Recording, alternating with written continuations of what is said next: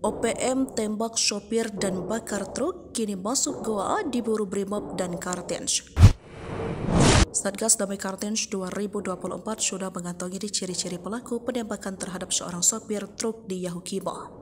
Kini komplotan OPM yang berbuat anarkis tersebut masuk goa lantaran keberadaan mereka menghilang bak di telan bumi. Penembakan terhadap seorang warga sipil yang tidak bersalah ini terjadi pada 31 Juli 2024. Kepala Operasi Damai Kartens 2024 Brigjen Pol Faisal Ramdhani mengatakan, korban saat itu sedang berada di jalan menuju kampung Masih Yahukimo, Papua Pegunungan. Korban bernama Abdul Musakir itu sedang dalam perjalanan menuju kampung Masih untuk mengambil kayu. Dia tidak sendiri karena ada 13 orang duduk di bak belakang dan 3 orang di kabin depan.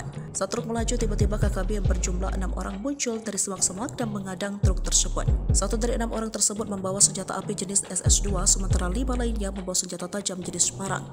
Melihat ancaman tersebut, Abdul Musakir sempat memutar truk untuk melarikan diri ke arah kota. Namun truk mengalami kendala dan mati di tengah jalan sehingga posisi melintang dan menghalangi jalan. Hingga akhirnya korban ditemukan meninggal di lokasi kejadian dengan kondisi tubuh korban mengalami luka-luka. Rekan korban bernama Neri Omu berhasil melarikan diri dan melaporkan kejadian tersebut. Dari nyanyiannya akhirnya diketahui ciri-ciri pelaku.